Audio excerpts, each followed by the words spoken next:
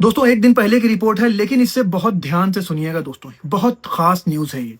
दोस्तों एक दिन पहले साइप्रस के एयरपोर्ट पर, जो कि टर्की के अंडर में आता है, उस पर एक इजरायली पकड़ा जाता है और इस इजरायली के बैग में होता है ह्यूमन एम्ब्रियोज।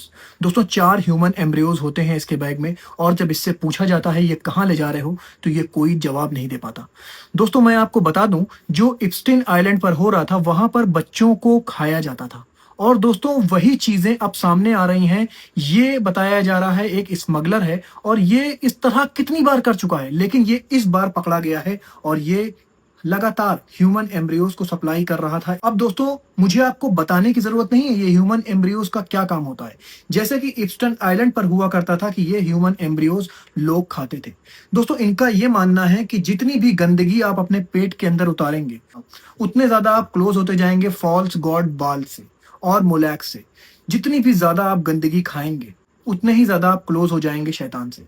दोस्तों इनका मानना है कि जितनी ज्यादा गंदगी होगी पेट के अंदर, आप उतना ज्यादा करीब होंगे शैतान से। इसीलिए दोस्तों इप्स्टीन आइलैंड पर ये बड़ी बड़ी मॉडल्स बुलाई जाती थी और उनको बकायदा शिट करवाया जाता था, और उस शिट को जो इलीट क्लास के लोग होते थे वो खाते थे। दोस्तों इनका ये मानना था कि जितनी गंदगी हम खाएंगे, उतना ज्यादा हम शैतान से क्लोज होते जाएंगे।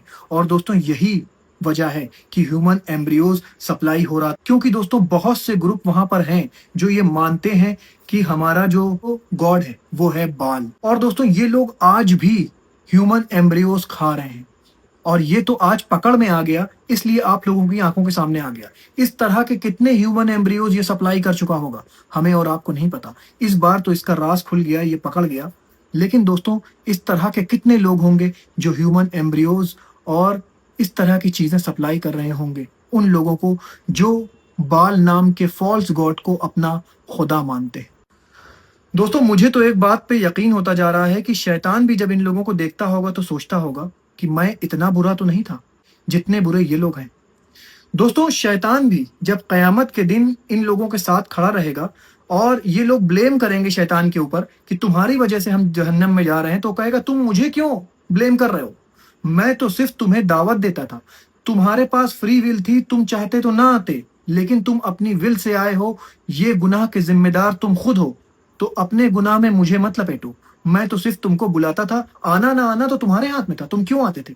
तो दोस्तों जिस शैतान की ये आज इबादत कर रहे हैं, कयामत के दिन वो भी इनका साथ छोड़ देगा।